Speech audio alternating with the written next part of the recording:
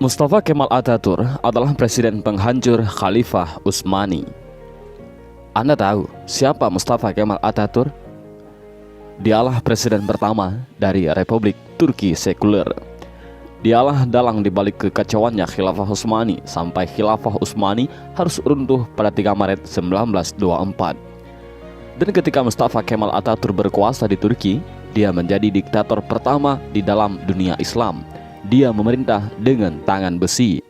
Habis semua umat Islam dalam genggaman tangannya.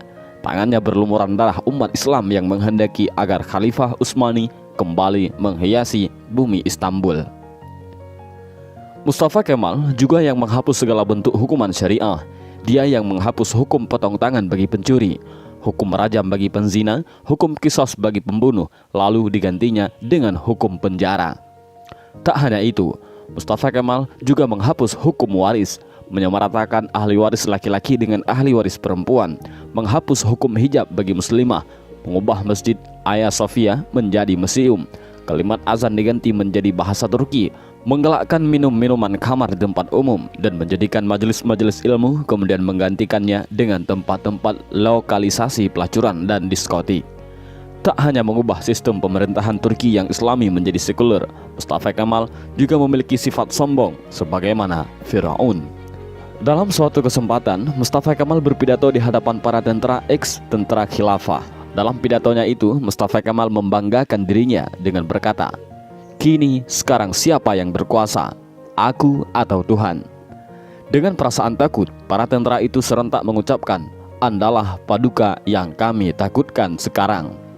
Mendengar jawaban dari para tentara itu, senyum kesombongan mengukir di bibir Mustafa Kemal. Tapi semua itu berhenti ketika periode akhir Oktober 1938. Saat itu, Mustafa Kemal awalnya menderita penyakit kulit, namun Mustafa Kemal menderita penyakit tambahan yakni malaria, lever, dan penyakit kelamin. Dokter pribadinya pun memberi salep dan dioleskan di kulitnya yang luka karena garukan dari kukunya. Dr. Abdullah Azzam dalam bukunya Al-Munaratul Mafkudah menjelaskan prosesi ajal Mustafa Kemal Atatürk yang sangat mengerikan. Menurut Dr. Abdullah Azzam, sebuah cairan berkumpul di perutnya secara kronis, ingatannya melemah, darah mulai mengalir dari hidungnya tanpa henti. Untuk mengeluarkan cairan dalam tubuhnya, dokter pun menusuk jarum di perutnya. Tapi hasilnya perutnya membusung dan kedua kakinya membengkak. Wajahnya pun menjadi pucat pasi dan terlihat seperti tengkorak. Mustafa Kemal yang sedang sakit menderita itu, kesehariannya dilengkupi rasa panas yang luar biasa. Bahkan, gatal-gatal dari tubuhnya semakin menjadi-jadi, hingga dia merasa tak tahan lalu menjerit sampai terdengar di seluruh istana. Para pekerja istana sangat ketakutan. Ketika Mustafa Kemal sudah menjerit karena kesakitan, badannya yang panas hingga melebihi suhu normal membuatnya tak mau masuk istana. Dia meminta dibawa ke tengah-tengah laut untuk menurunkan suhu tubuhnya, tapi suhu tubuhnya selalu naik dan malah panas. Syekh Dr. Said Husin Al-Afani dalam kitabnya Al-Jaza min Jinsil Amal mengisahkan bahwa sebenarnya Mustafa Kemal sudah mulai menderita kanker hati pada tahun 1936.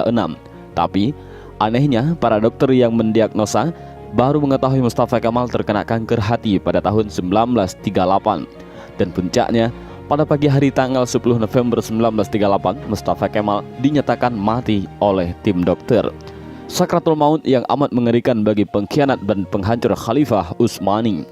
Bahkan ketika akan proses pemakaman pun, para ulama Turki menolak untuk menyolatkan jenazah busuk Mustafa Kemal. Baru di hari ke-9, atas desakan dan permintaan dari adik perempuan Mustafa Kemal, barulah para ulama dan rakyat Turki mengkafani, menyolatkan dan menguburkan Mustafa Kemal. Tapi naas, ketika jenazahnya akan dimasukkan ke bumi, jenazahnya terlempar ke atas. Para penziarah dibuat repot oleh hal ini. Untuk para ulama sepakat untuk menimbun jenazah Mustafa Kemal dengan bebatuan di bukit di Ankara. Baru setelah 15 tahun matinya Mustafa Kemal, jenazahnya kembali untuk dikubur.